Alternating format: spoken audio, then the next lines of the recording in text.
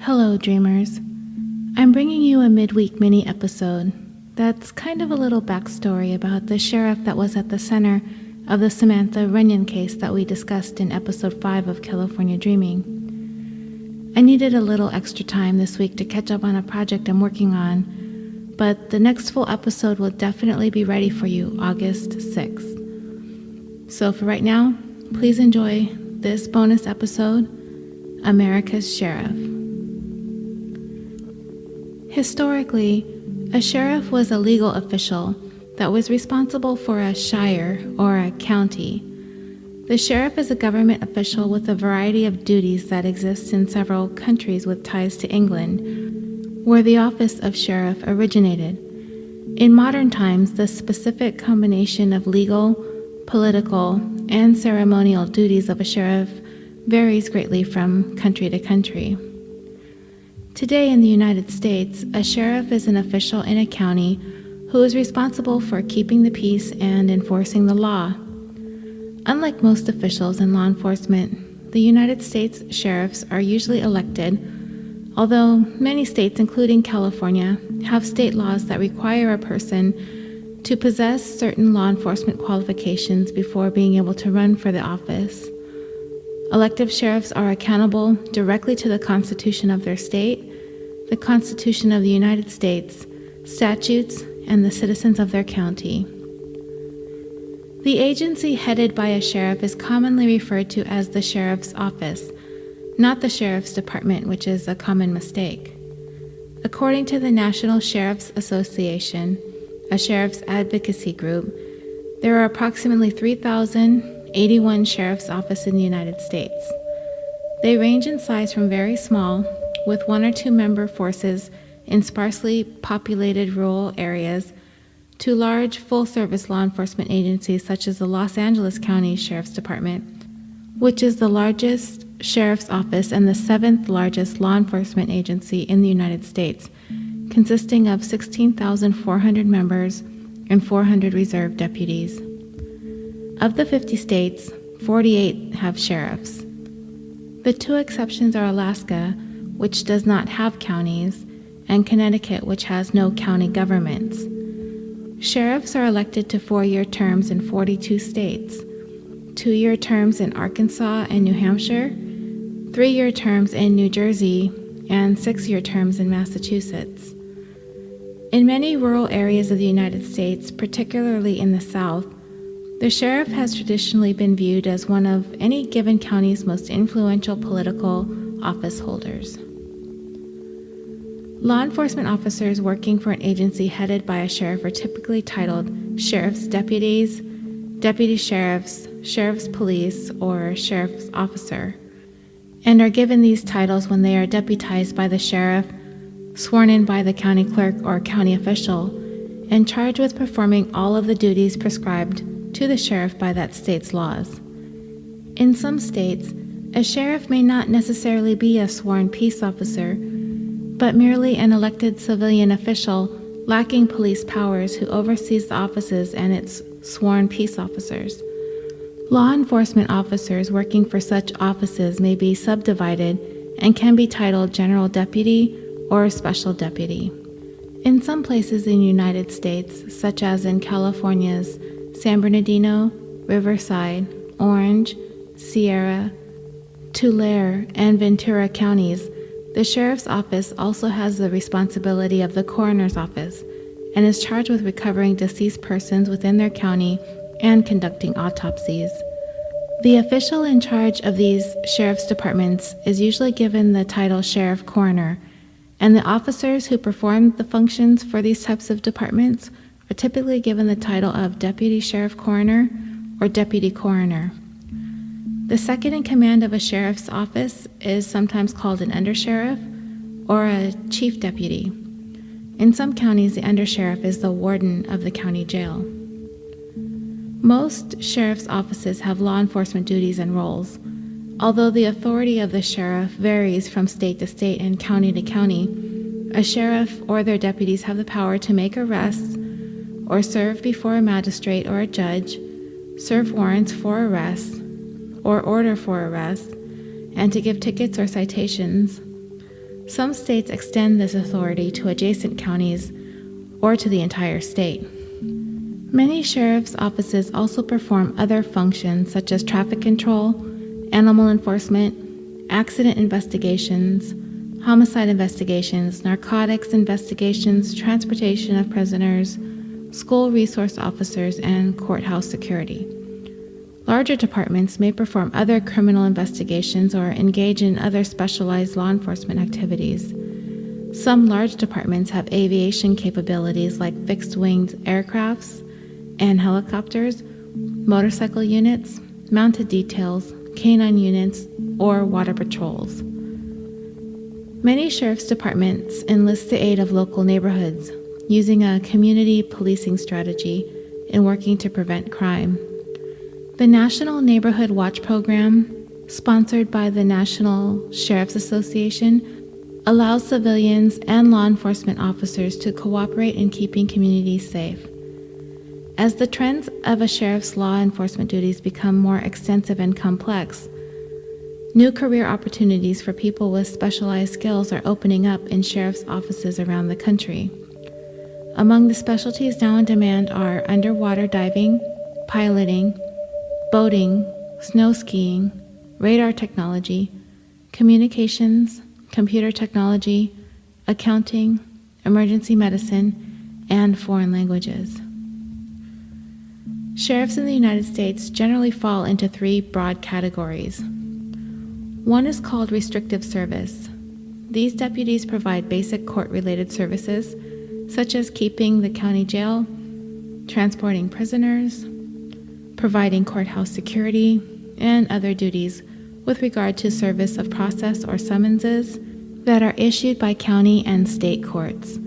The sheriff also conducts public auction sales of properties in foreclosure in many jurisdictions and is often also empowered to conduct seizures of personal property to satisfy judgments. In other jurisdictions, these civil process duties are performed by other officers, such as a marshal or a constable, as in the case in the Philadelphia Sheriff's Department in Pennsylvania. The second category of sheriff falls under what's called limited service. Along with the duties listed in restricted service, these deputies perform some type of traditional law enforcement function, such as investigations and patrol. This may be limited to security police duties on county properties, to the performance of these duties in unincorporated areas of the county, and some incorporated areas by contract. The third category of sheriff falls under what is called full service, which is the most common type of sheriff deputy, which provides all traditional law enforcement functions, including county-wide patrol and investigations, irrespective of municipal boundaries. There are two federal equivalents to the sheriff. The first is the United States Marshal Service, an agency of the Department of Justice. There are 94 United States Marshals, one for each federal judicial district. The U.S. Marshal and his or her deputy marshals are responsible for the transport of prisoners and security for the United States District Courts, and also issue and enforce certain civil processes. The other is the Marshal of the United States Supreme Court, who performs all court-related duties for the Supreme Court of the United States. In California, a sheriff is an elected official and the chief law enforcement officer in any given county. In each county in California, we often refer to the sheriff as that county's top cop. The sheriff's department in each county polices unincorporated areas, which are areas of the county that do not lie within the jurisdiction of a police department of an incorporated municipality. As such, the sheriff and his or her deputies in rural areas and unincorporated municipalities are equivalent to police officers in the cities. The sheriff's department may also provide policing services to incorporated cities by contracts.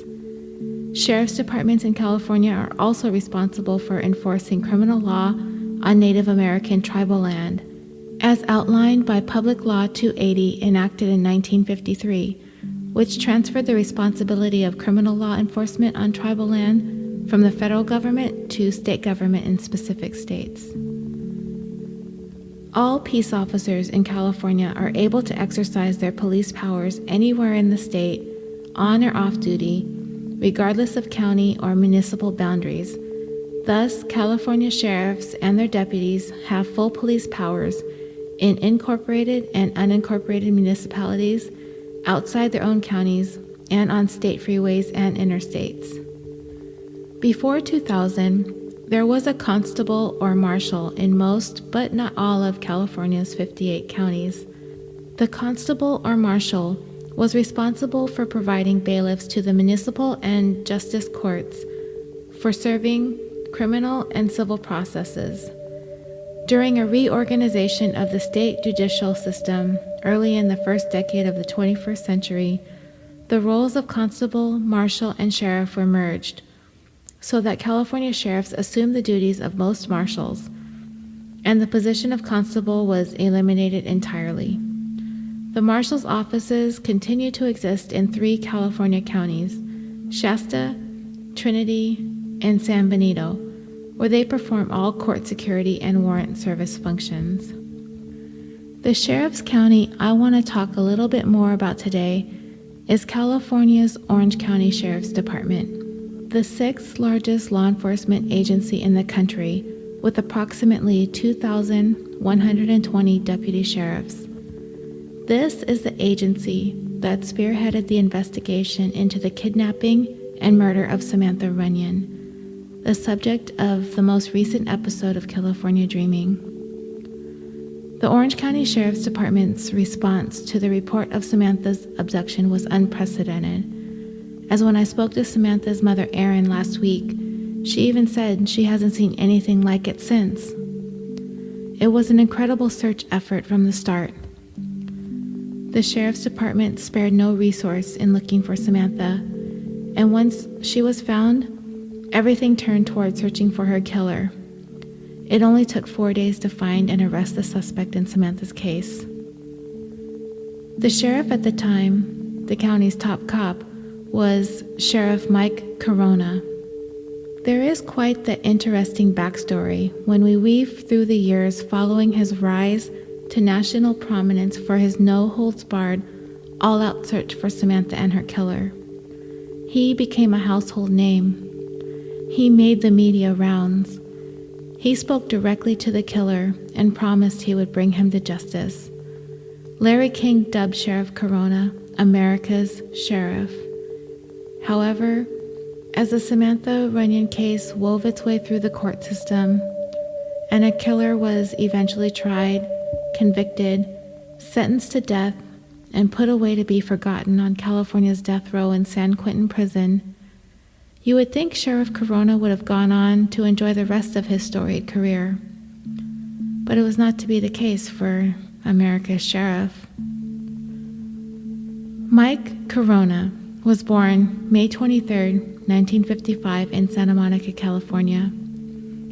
In 1978, he graduated from Mount San Antonio College with an Associate of Arts degree, and in 1983 he graduated from the University of Redlands with a Bachelor of Arts degree, and went on to earn his Master of Arts degree in Management also from Redlands University in 1986. In 1992, he received another Master of Arts degree in Management from California State Polytechnic University, Pomona. He graduated from the Orange County Sheriff's Department Training Academy in 1976. He was assigned to the County Marshal's Department, where he worked as a deputy for 12 years. And another side note, he's also a member of Mensa. In 1988, at the age of 33, Carona was appointed as Marshal of Orange County. After 10 years as Marshal, Carona was elected by popular vote as the Sheriff of Orange County in 1998. He would go on to run again unopposed during his re-election campaign in 2002 and began his second term in 2003. Samantha's abduction occurred right smack in the middle of 2002 during Carona's second run. In 2003, President George W. Bush appointed Carona to the Federal Emergency Response Senior Advisory Committee on Homeland Security. California Governor Arnold Schwarzenegger appointed Carona as commissioner to the California State Athletic Commission in September of 2004, citing such achievements as his third-degree black belt in Taekwondo. On June 6, 2006, Carona was elected to a third term as Sheriff of Orange County. On October 30th, 2007, the Los Angeles Times reported that Carona had been indicted on federal corruption charges, alleging that he used his office for personal financial gain and urged a former Assistant Sheriff Donald Heidel to testify falsely before a grand jury. Federal prosecutors also charged him with instructing an employee in 2005 to lie to investigators about a sexual relationship she had had with him, as further evidence of tampering with witnesses. The indictment alleged that Carona received gifts, including a boat, boxing tickets, and over $112,000 in cash in illegal, unreported gifts. Were he to have been convicted on all counts, Carona could have received 105 years in prison. In the federal indictment, prosecutors alluded to extramarital affairs, which the media found titillating. Carona's trial was initially set to begin August 26, 2008 in Santa Ana, California. Although his attorneys had asked for the trial to be delayed an additional 2 months, the trial was delayed to October 28th because the judge said the case was so unusual and complex. Carona pleaded not guilty to all charges and claimed he would be vindicated at the trial. The trial relied prominently on the testimony of Donald Heidel, a former partner of Carona. He said that Carona's political team developed the, quote, friends list, unquote, through which Carona authorized reserve deputy badges in exchange for $1,000 campaign donations. The trial also had evidence of Carona saying of Orange County District Attorney Tony Rakakis that he just wants to take him, meaning Carona, out and that he thinks he's weak. The Los Angeles Times reported that more than 12,000 pages of witness statements had been turned over by the government and over 100 witnesses may be called by the prosecution. On January 14, 2008, Carona announced his resignation from the sheriff's post so he could better concentrate on his defense. Carona was replaced on an interim basis by Assistant Sheriff Jack Anderson, and then replaced permanently by retired Los Angeles County Sheriff's Department Division Chief Sandra Hutchins as Orange County's 12th sheriff. On January 16, 2009, a federal jury convicted Carona on a single count of witness tampering and acquitted him of charges of mail fraud, conspiracy, and another count of witness tampering. He could have faced up to 20 years in prison. On April 27, 2009, Carona was sentenced to 66 months in prison. On January 25, 2011, Carona turned himself in to serve his sentence at the Federal Correctional Institution in Inglewood, Colorado, where he would serve 5 years and 6 months. His projected release date was November 8, 2015. However, the Orange County Register reported that Carona was released on May 14, 2015, to finish out the remainder of his sentence under home confinement. I'm usually not particularly moved by these types of falls from grace. It happens all around us, and I suppose I kind of just shrug and move on. There's Bill Cosby, Oscar Pistorius, Aaron Hernandez, Tiger Woods, Joe Paterno, Phil Spector, John Edwards, Mel Gibson, Gary Coleman, Lindsay Lohan, Paula Deen, Hugh Grant, Chris Brown, Amanda Bynes, Michael Vick, Lance Armstrong. Those are some of the most notable actors, actresses, athletes, politicians, television personalities. Nobody's immune from tumbling down hard after reaching a pinnacle in their respective careers. But when it comes to Orange County's former top lawmen, the man Larry King once called America's sheriff for his unyielding pursuit of a child killer, The man who came into our televisions for 4 straight days promising he would catch this murderer. And he did. He kept his word. He got that man off the streets forever. He was a hero. He'd go on later that year to win the re-election uncontested. His fall from power was a steep one that deeply shook Orange County. The revelations of the charges against Carona were profoundly disappointing for the residents of Southern California. How do you go from being America's sheriff to being the most corrupt guy in Orange County?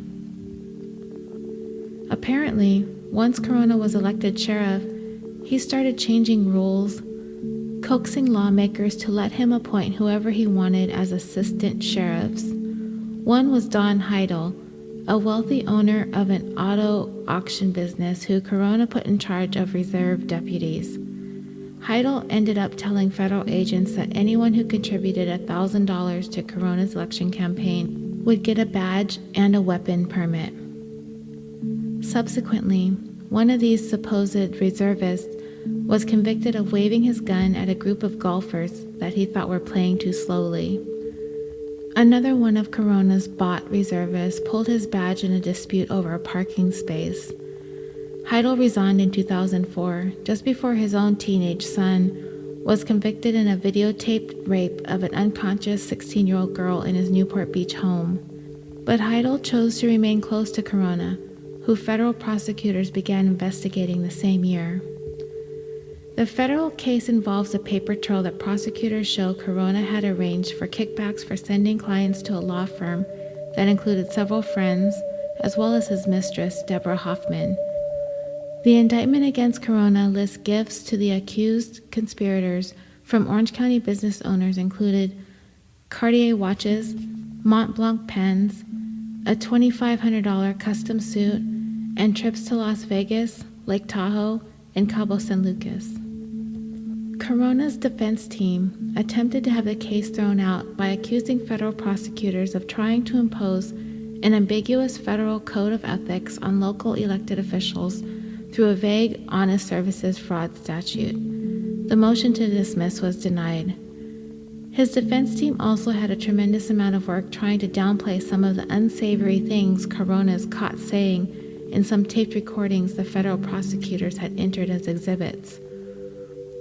On these tapes, Carona can be heard talking about being photographed with, quote, some whore from Russia, unquote, on his lap beside a strip bar owner with reputedly ties to the mob. Prosecutors also have a tape from an answering machine that was apparently an inadvertent butt dial while the sheriff was having sex with a female deputy in a county vehicle. Court papers show that this deputy had turned state's witness, sharing intimate information about her trysts with the sheriff, including some of his physical characteristics, the kinds of sex he preferred, examples of sexual talk, and a nickname he used for his private parts, one which he used to sign birthday cards, quote, the little sheriff, unquote, images of which had been published in OC Weekly, a publication which had been suspicious of Carona early on.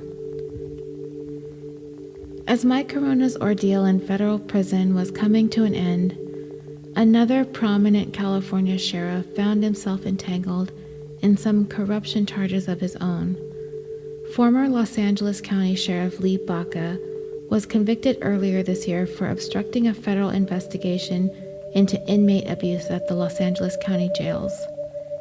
He was sentenced in May to 3 years in federal prison and was initially scheduled to surrender today, actually, the day I write this, July 5th, 2017. But the latest news indicates that Baca has been allowed to remain out of prison pending his appeals.